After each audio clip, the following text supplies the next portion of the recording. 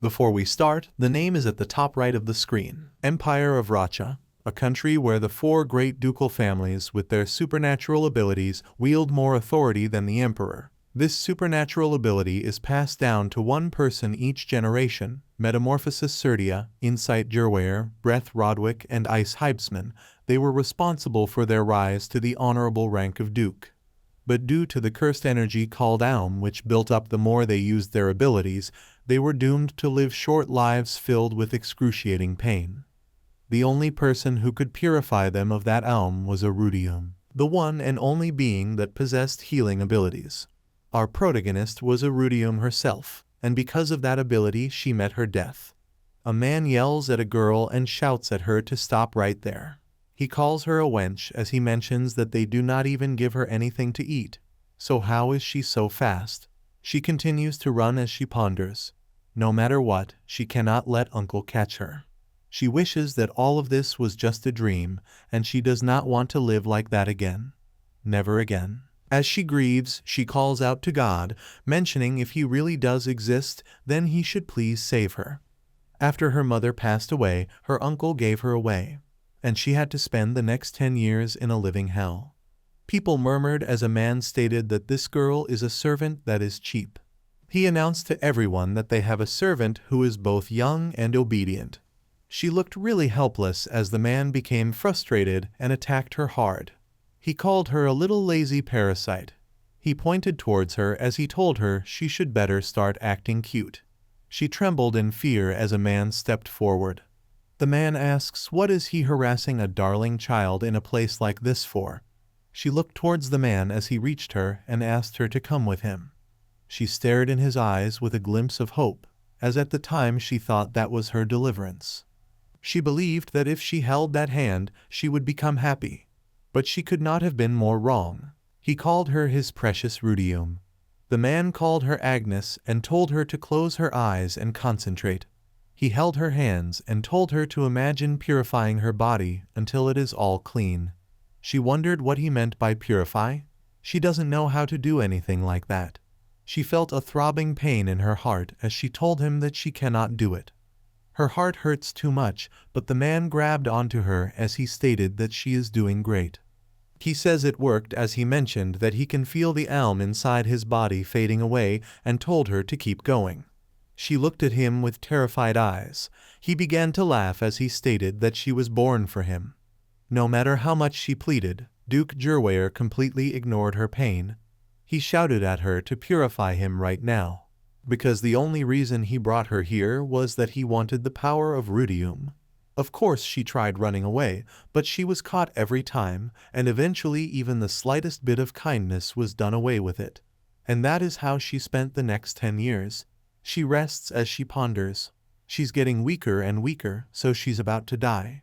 She knows if there is one, even a small chance that something like God exists, then she wishes that she does not want to be in pain any longer. She went unconscious as she opens her eyes in a different place as she wonders if this is the afterlife. She thinks if that is not the case, that it is not too bad because she does not feel pain anymore. It also feels similar to when she was alive as she raises her hands and takes a look at it. She suddenly rises as she wonders why her body is so small. She glances around and notices that this room also feels familiar. Right then, a woman bursts into the room and asks her if she's still not up yet.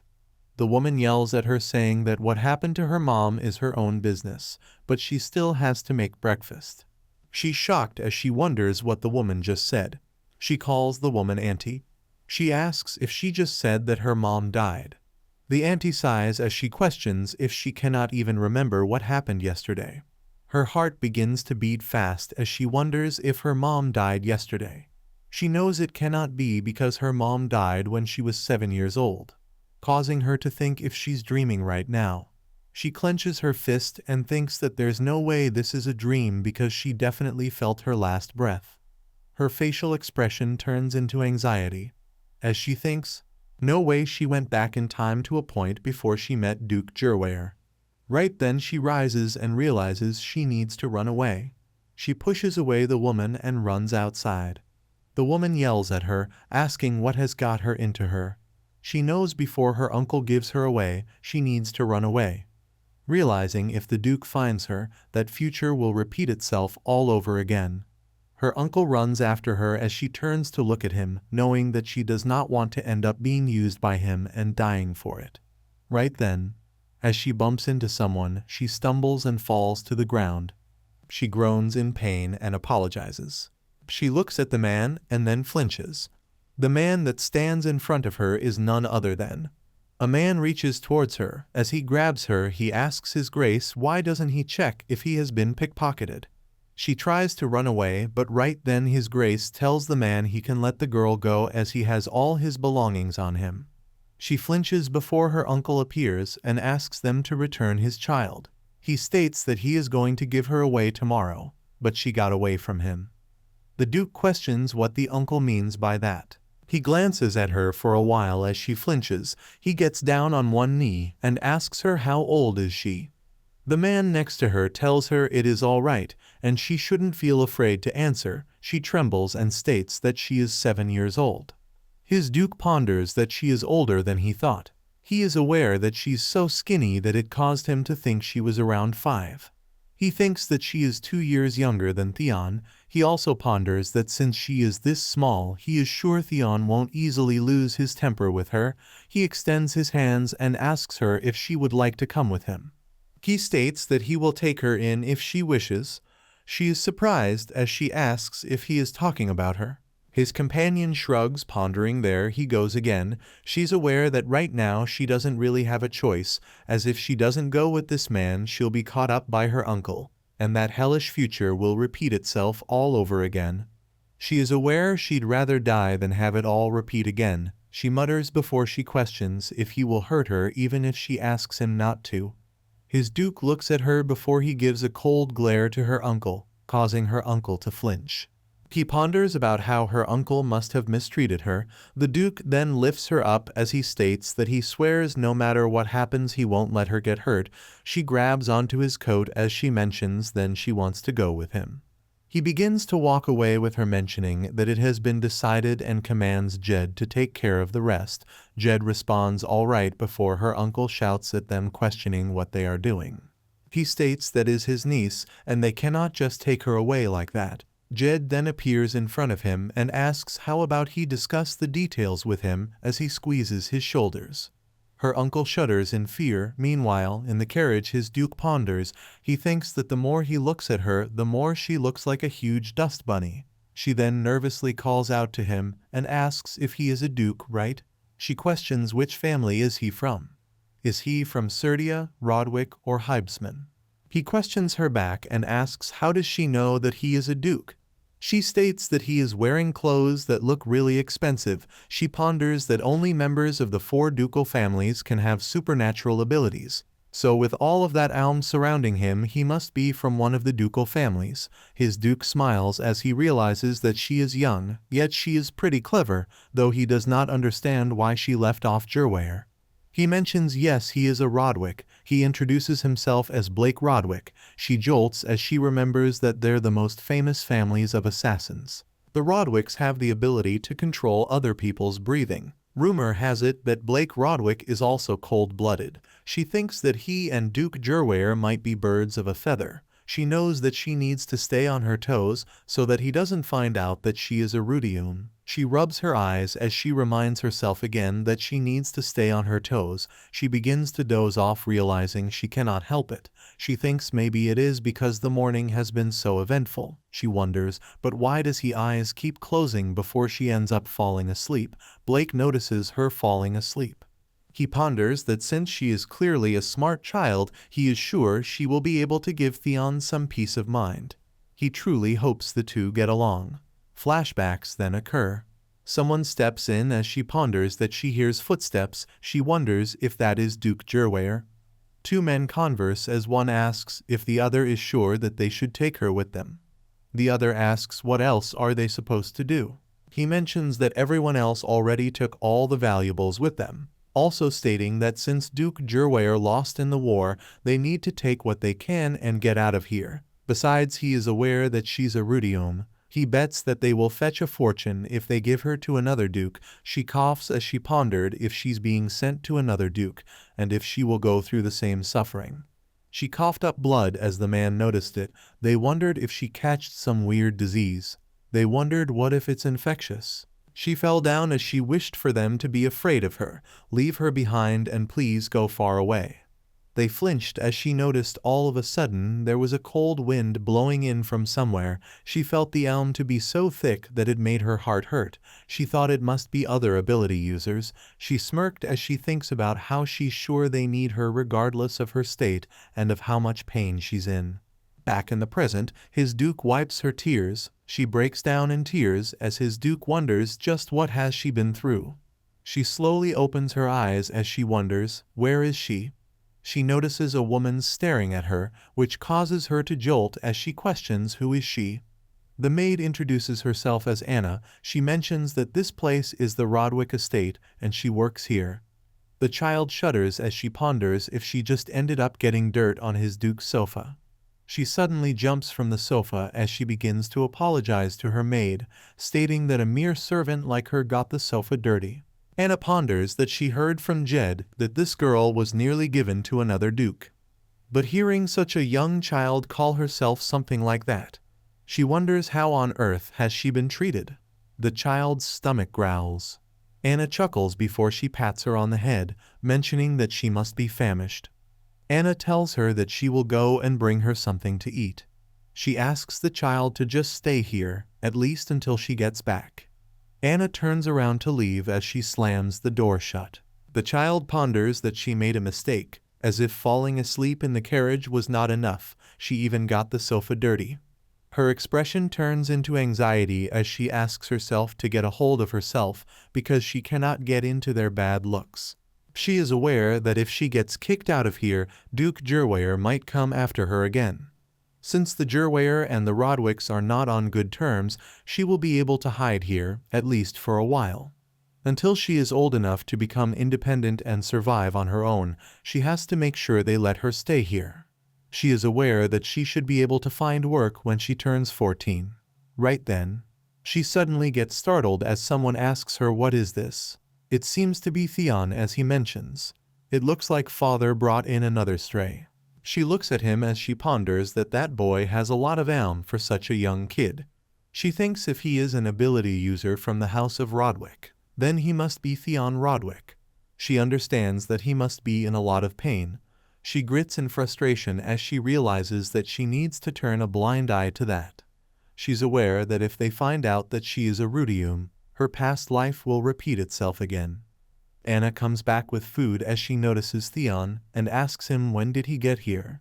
She asks him with a terrified look that he was not thinking of using his ability, was he? He gives her a glare as he questions did she become so bold as to try to lecture him. He asks her since when was she his teacher. She bows as she states that it was not her intention and apologizes to him. He seems annoyed as he leaves before he turns around and asks her to hurry up and give that girl a good scrub because she stinks. He slams the door shut as Anna then asks her how about they eat after she's washed up. After a while, Anna's eyes sparkles in awe as she questions if she was always this adorable. The child seems to be having a silent look on her face. Anna squeezes her as she mentions, it is a shame to think that she has lived her life hiding a place like this. Anna finds her really cute. She wonders that Anna called her adorable and her whole life she has only ever been called dirty and smelly. Right then someone knocks on the door. Jed bursts open as he asks her what happened with the kid that his Grace bought. He glances at her before he suddenly begins to look for her questioning. Where did the kid go? Anna finds it very funny. He looks at the child as he mentions that she was here all along. He bounced her as he mentions now that the walking dust bunny has become a little lady, it is no wonder that he could not recognize her. The butler introduces himself as he mentions he has a message from His Grace. He states that His Grace would like to confirm whether the young lady has a name, mentioning that if she does not have one, then he would like to give her a new one. She tries to think of a name as she knows her mother and uncle always just called her the kid or parasite. And when she went to the Jerweyer estate, they called her Agnes. but she does not want to be called that anymore. She clenches her fist before she mentions she does not have the name. The butler states that he understands and he will let his grace know that she is in need of a new name. Jed questions. It is a good idea as she needs a new name to go along with her new life. She turns towards Anna as Anna tells her that most of the people in the state of Rodwick have been bestowed their names by his grace. She tells her that it is a present from his grace to those who wish to forget their past selves. Anna smiles as he asks the child, what does she think? Is not she looking forward to her new life too? Tri-Chief slightly blushes as she looks at Armor.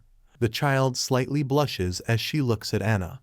It is already nighttime as Jed tells his Duke that the child is absolutely adorable now that she has been washed and asks him to give her a pretty name. He also tells his Duke that just as he ordered, he did some digging on her uncle. He grits before he mentions it is far beyond the level of abuse. He tells his Duke that he cannot let it slide, for the sake of the girl's future, if nothing else. Blake questions what does Jed means that it has gone beyond the level of abuse, questioning how on earth did he raise her. Jed replies that he is not sure if one can even call that raising her. Apparently the child's mother gave birth to her all alone in the street because she had nowhere to go but to go to her brother, that man named Timber, and live with him. The issue was that the mother was not in the right state of mind to raise a child, so Timber ended up having to take care of her. He fed the child just enough so that she wouldn't starve to death and lent her to beggars in exchange for money. He'd say that having a child with you while begging triggers sympathy. Later, when the girl was old enough to talk and take orders, she was made to do all her household chores herself. And apparently the neighbors haven't kept a rooster in years. Jed sighs as he states the sound of him beating the child at the break of dawn served as their alarm. Jed also mentions that Anna said that the kid refused to sit down because a servant like her could not dirty the sofa. He supposes the reason that she could even think to say something like that is due to her unfortunate upbringings. She sure had it rough. His Duke thinks about it as he ponders that this estate may perhaps be just as unfortunate a place for that girl. He writes something as he tells Jed to give this to the child tomorrow morning, and he should not open the envelope until then. Jed asks if that is the child's name. His Duke smiles as he mentions only by reading the name inside herself will the name become hers, and if she cannot read it then Jed should give her a suitable name. Jed asks so she has to read it herself. He states that growing up in such a place she could not have received even a basic information, let alone learn to read. His Duke leans back as he states that's true in most cases. Mentioning, but there is something different about that child. In the carriage she asked him what happened to her uncle. He responded to her that they made sure he'd never show himself in front of her again. She mentioned that means he's dead. His Duke asked her if she even knows what it means to die. She responded that dying means everything is over. He knows that judging from the way she thinks she didn't seem like a typical child, he knows that she will well beyond her ears. Perhaps he then asks Jed to do as he says, and after she receives her name, he should pay her uncle another visit. His Duke mentions Jed told him he is fond of money, right? He states that he'll never be able to work another day in his life, so Jed should make sure he is compensated. Jed nods as he mentions, of course, because that child is now a member of House Rodwick too. Meanwhile, Anna is sleeping, but the girl is up, as she thinks that she thought it would be scarier here since this family is famous for their assassins. She knows everyone here seems really kind. She clenches her fist knowing they even have a bed to sleep on, and it has been a really long time since she has slept on such a nice bed. Her attention turns towards the window as Theon appears. She rises as she asks when did he get here. She knows she wasn't even sleeping, but she didn't notice at all. She finds it impressive. Theon glances at her as he says, "Hello, puppy." This causes her to be confused. She pouts as she asks why is she a puppy. He smirks and responds it is because her hair is like dog hair. She touches them and states, but they're not that bad. He begins to walk to her as he asks isn't she scared of him? He takes out a dagger as he mentions he's Rodwick. He points it right next to her neck and states just like now, he could sneak up and kill her without her ever realizing whenever he wants. She ponders that he is a liar, as when ability users really wants to kill someone, they exclude a blood-red aura, but she don't see anything like that on him. But the fact that he is threatening her like this, she realizes this means that he wants her to be afraid of him. She tells him, please, she begs him. She asks him to please not stab her. He notices that she does not look scared at all. He wonders if she's making fun of her. He decides to forget it and not read too much into it. He turns around as he thinks that this threat should be enough to make her run away, just like all the other kids that his Duke brought here. As he steps in the direction of the window, he tells her to make herself scarce by tomorrow. She asks him why does he want her to leave. He gets on the window as he tells her that is because he hates people. It's already morning as she's having breakfast. She is still thinking about last night, causing her to wonder why does he hate people. In her past life, she never got to hear about other families in detail, so she has no idea what kind of person is he. She suddenly notices Anna staring at her. Anna mentions she's the cutest thing when she eats. This causes her to blush. Anna asks her if it's yummy and if she is happy, or does she want to have more. She continues to eat it as Jed steps in and tells Anna she'll make her choke on her bread by continuously asking her questions. Jed states that he brought her new name. She has the envelope on her hands as she questions her new name is inside this envelope. He tells her that is right and asks, isn't she excited? Anna whispers and asks him his Duke is really only going to give her this name if she can read it herself. Anna finds it mean even if he is just joking. Jed tells Anna to not worry as he has already come up with a pretty good name. The butler wonders what his Duke might be thinking. The three of them look forward to the new name as she mentions that she thinks there must be some kind of mistake. Anna asks her if she's unable to read. She responds that is not it. She mentions that it says her name is Turich Rodwick. She lets them know it is not like that. In here it says Trich Lodwick. Anna is surprised she can actually read. The butler congratulates her for gaining a new identity and calls her Miss. She wonders why he is calling her Miss. She looks at the papers again and wonders, is this really her name? She can't help but think, why did they give her this name? Soon the Duke enters and questions, did she get to know her name? Anna lowers her head in respect and replies, yes, she did. The Duke slightly tilts his head to look at her and comments, she looks cleaner than before. He appreciates Anna for working hard, who blushes and smiles, telling him it's nothing. While Jed wonders, is he going to give this child the last name Lodwick? Trich hesitantly meets his gaze and murmurs she has a question. She asks why is she a Lodwick? Her question is met by one of his own. Does she not like it?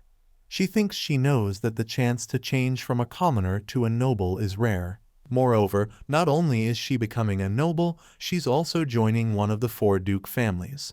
However, all of this, what if it's a plan to imprison her under the disguise called family? She believes there is no better excuse than family to do these kinds of things. No matter how Uncle mistreated her, the neighbors always ignored it and saw it as a family business. Just like Duke Jurwer, he told her to see him as a family at first. But to her, family is just a convenient chain for people who want to bind her. She can't help but be suspicious of Duke Lodwick. Abruptly, she descends into a state of panic so profound that Duke Lockwood repeatedly calls her name to jolt her back to awareness. He inquires if she's all right. She doesn't look well. He continues if she doesn't like the name but trails off looking at her condition. She cannot help but hiccup and shake. She wonders what she should do. She cannot stop these hiccups. She tries to tell him she cannot stop hiccuping. He comprehends the situation and gently places his hand on her head, calmly instructing her that she must first calm down, and then it stops. She wonders if he used his power. Anna and Jed are shocked too. She questions herself.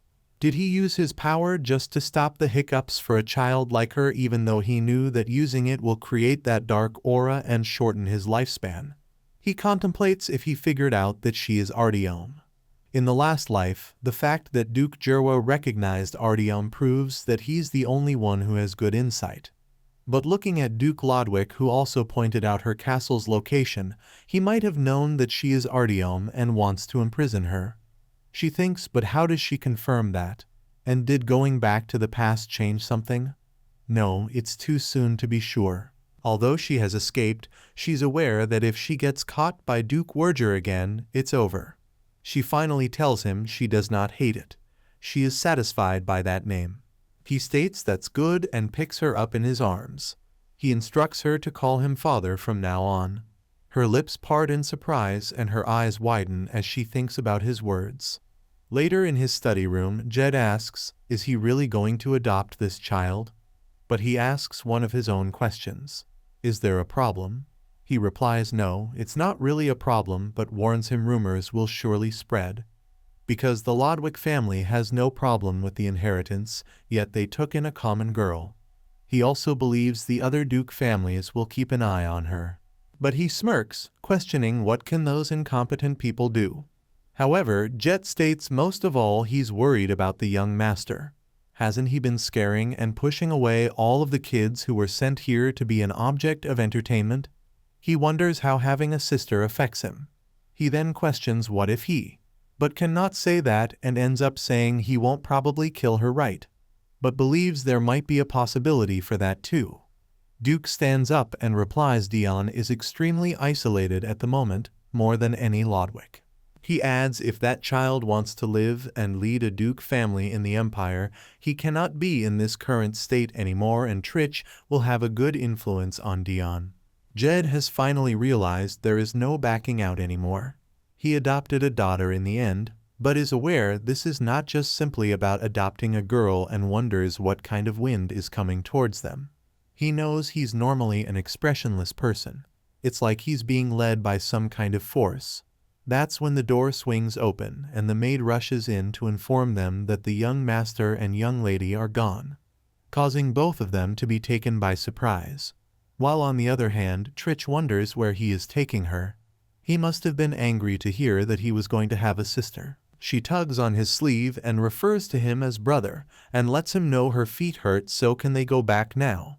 He lashes out on her, asking why is she calling him a brother and what does her hurting feet have to do with him? She repeats it hurts and reminds him he said he hates humans. There is something that she also hates, just like him. She has piqued his curiosity and he can't help but ask what does she hate? She whispers in a small voice. Pain. She despises it. The Duke's men inform him that the young master was discovered at the entrance of the monster forest. Jet questions, what should they do now? He replies, isn't it obvious? Get the children back immediately. He freaks out and reminds him, but it's almost 6. The forest entrance will close and the inside will turn into a maze at night. Doesn't the master know that? Once again, he says that's why they have to be quick. Besides, Dion has magic, so he can protect himself in case anything happens, but the child is definitely in danger. Jet blurts out, but if that is the case, he will have to use his power. The Duke states she is the child whom he brought back. He must take the responsibility until the end. On the other hand, she explains to Dion she despises the pain so much that she wanted to run away many times, and then adds in a vulnerable voice, although she always gets caught in the end. She also reveals she almost died once, but she survived. Surprise etched across his face, and he asks how. She tells him she's not sure, she might have prayed to God. She prayed to end her suffering. He's curious to know what happens after that. She tells him some people who hurt magic found her. She also recognizes Dion was among them, and wonders why was he among them. He places his hand on his head dramatically and mutters her wish came true because she prayed to God. If that is true, then he's mean because he never listens to his prayers. She tilts her head slightly in curiosity and asks what he prayed for. Suddenly, he turns his back on her and says she does not need to know. She thinks this child is not even 9, yet he's having that expression. She wonders if he had a bad experience in life. She hits him on the back of his head playfully and keeps her hand here, asking him if it's possible, may she pray for him. She reminds him he did accept her prayers, after all, he might do it to his too. He mumbles under his breath, no thanks. A small puppy like her cannot console anyone. But despite his efforts, it's evident as his cheeks flush with color, and she too realizes that the atmosphere is gradually improving. She asks her brother why they are going into the forest. He replies to give her to the monsters. For too long they remained silent. Suddenly, she freaks out and ends up tugging on his hair very badly. He screams, "What is she doing?" Seeming to realize, she releases her grip on his hair and offers an apology. But as she does, some of his hairs snap and end up in her hand. But then she thinks and realizes, no wait, this is not her fault, right? She thinks he's the one giving her to the monsters. Shaking and her eyes teary, she asks him, is he going to let her die? Is it because she accepted the last name Rodwick? Avoiding eye contact, he says no, he doesn't want to kill her. He was just trying to scare her. She thinks so. It's true, this kid wanted to kill her, and what does she do now? She bites on her lower lip, expressing she just wants to live. It's so unfair. Suddenly she bursts out in tears. Confused, he questions why she is crying. She replies she did not expect to become a Rodwick in the first place. Even if he did not cast her out, she would still run away in a few years. He cups her face with both hands and admits he was wrong and apologizes and calls her puppy while begging her to stop crying. She asks him not to call her a puppy. She doesn't have any puppy fur. Suddenly, both of their attentions are grabbed by something as they hear a commotion nearby. The tree starts moving on its own. He shoves her behind him. She asks him did he just see that the tree just moved. He curses under his breath. He wonders, is it already time? Then the forests are about to close. The animals start appearing and gather in front of them, indicating they don't have much time. He takes hold of her hand and calls her puppy to grab her attention. He instructs her to calm down with serious expressions on her face, letting her know the gravity of the situation. He wants her to run on the count of 3. She nods, and they both start running after the count of 3. However, a monstrous creature with a massive tongue protruding from its mouth, saliva cascading from it, begins to chase them. He utilizes his power to defeat it, causing it to tumble and collapse onto the ground, but behind them, more creatures gather together, forming a menacing presence. Once again, he shoves her behind him, assuming a protective stance. This time, he engages in battle with several opponents, creating an unfair fight, yet he emerges victorious. However, his powers are completely depleted for now, leaving him feeling dizzy and exhausted. He kneels down, whispering it is probably over. She holds him and asks if he's all right. He tells his puppy if more monsters come, then she shouldn't mind him and just run away, and request her to bear with it like this until morning. Then she can get out of the forest. She demands him not to say anything else. She embraces him, but lets him know if she wakes up, and he is still next to her, she is seriously going to kill him. He's already losing consciousness. She shakes him so that he remains awake and tells him to wake up. She notices the dark aura is spreading everywhere. She wonders what she should do. The dark aura is already spreading everywhere. He must have used too much magic. No, she cannot leave Dion on and hide. Dion must be safe until morning, no matter what. To do that, the only thing she can do now is to purify Dion's dark aura. However, she will reveal her identity as Artyom if she does that. Confused, she wonders what she should do now. He has lost consciousness, so she has placed his head on her lap. She looks down at him and thinks at first her life was supposed to end at the dungeon in the Duke Jurwer's house. Things like a new name or a family to her seemed like a dream, so even if she returns to the reality of being imprisoned in a dungeon, it's not easy at all. But she still hopes it is short, because even if it might not feel real, she still has a father and an older brother. That is enough for her. She decides she will try saving her brother no matter what. It has only been a short time, but she's still grateful. She places her hand on his head to perform her Artyom, but before she can do so, a commotion grabs her attention and she asks who is there. Golden light emanates from out of the blue. It's Rydium. It tells the kid to form a contract with her. If they form a contract, they can go out. She tells her to do it and bring it to their world. Suddenly, a lake appears, causing Tritch to be confused. The Rydium asks if she can hear her talk. She instructs her again to form a contract with her. Tritch questions, what does she mean by form a contract? And what has she been talking about? Ridium asks, is she an idiot? It's obviously the contract of the Ridium star and rushes her because if the largest star comes, they will be in big trouble. That big star despises contracts, so if he sees Ridium he might get rid of her. She doesn't understand what's the largest star and what's with this lake. Suddenly the Ridium startles them by telling them the big star is here and asking them to hide.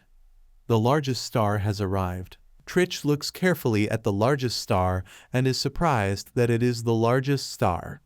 Ridium says no wonder she felt strange. She knows now. She asks her, it's not her first time, is it? She is satisfied. Tritch is aware they say that the largest star is Ridium, so she has to heal Dion before anything happens to her. She starts healing him, but it pains her and hurts. Still, she doesn't give up, determined to finish it. On the other hand, Jet slays the monster in one hit, feeling proud of himself. He asks his master, he was cool back there, right? However, when he looks at his master, he sees that he has already defeated several of them, and they are piled up on top of each other. The Duke asks him what did he say.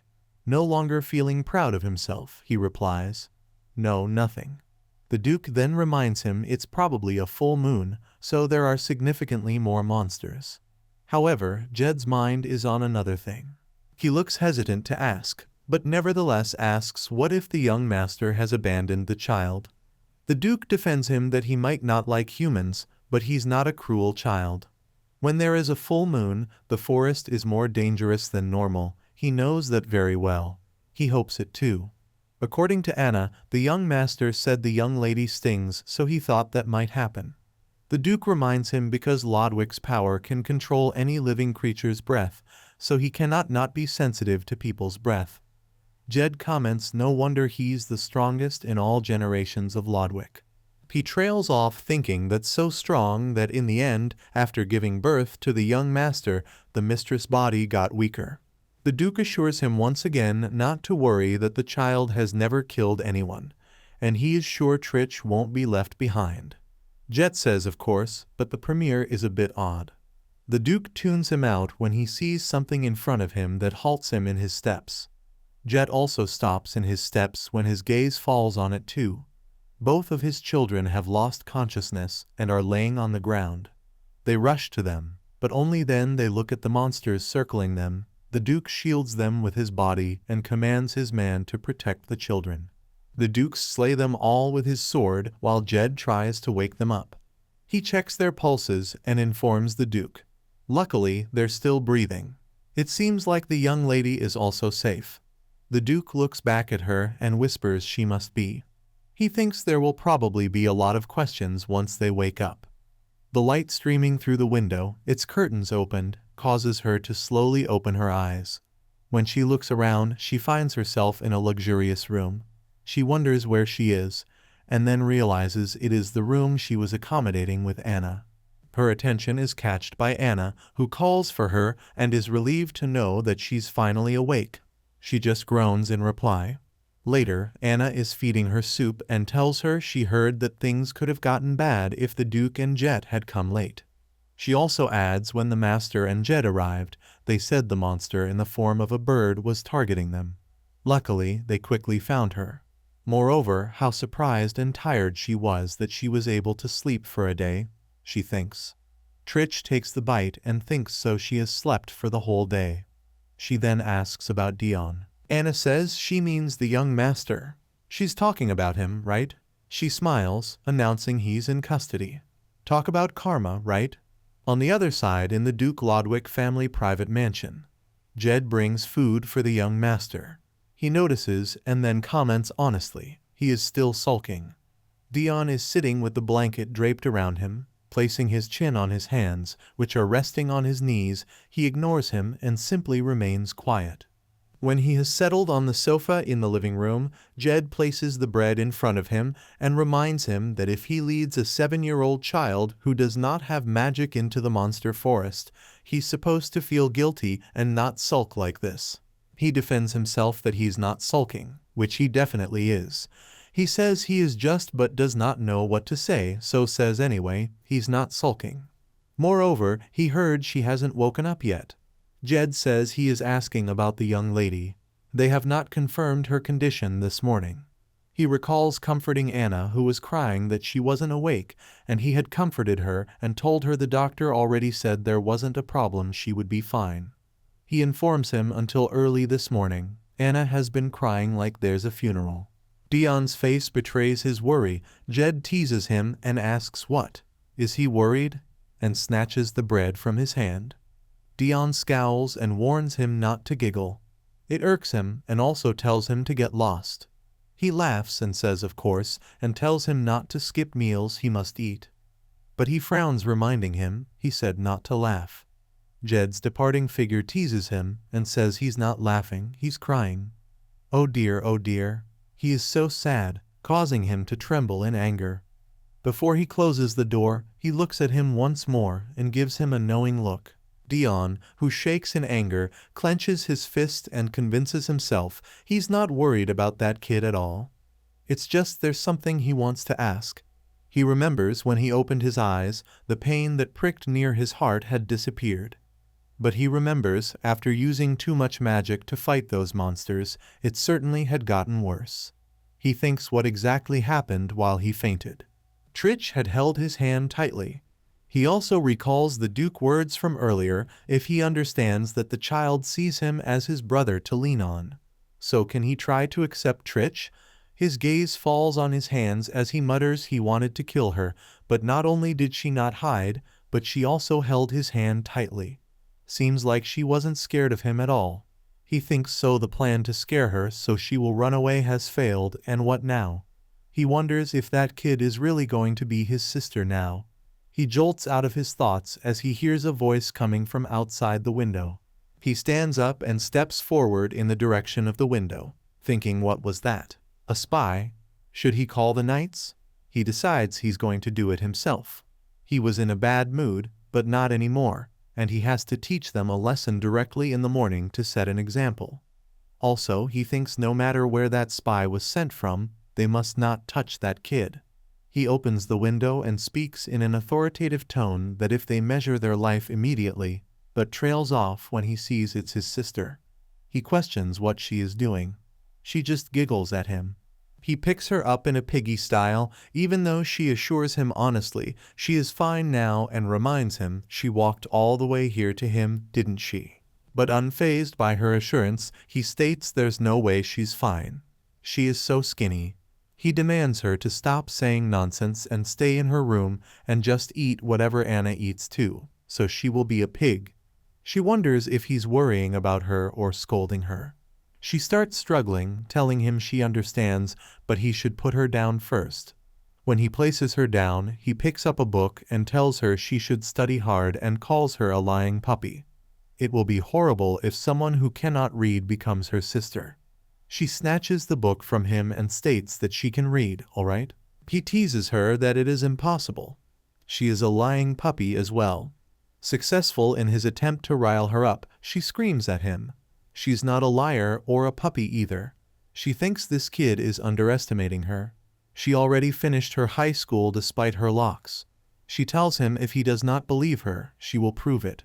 She tells him to look closely and starts reading. Once upon a time there was a lying puppy. He points out at the puppy in the book and states, oh, that puppy looks like her. Then soon finds other puppies and tells her she resembles them. She tries her best to maintain her cool, repeating the mantra that she should bear with it, and she cannot wholeheartedly argue with a 9-year-old kid. The door opens and the Duke steps in. He is surprised when he finds both of them together.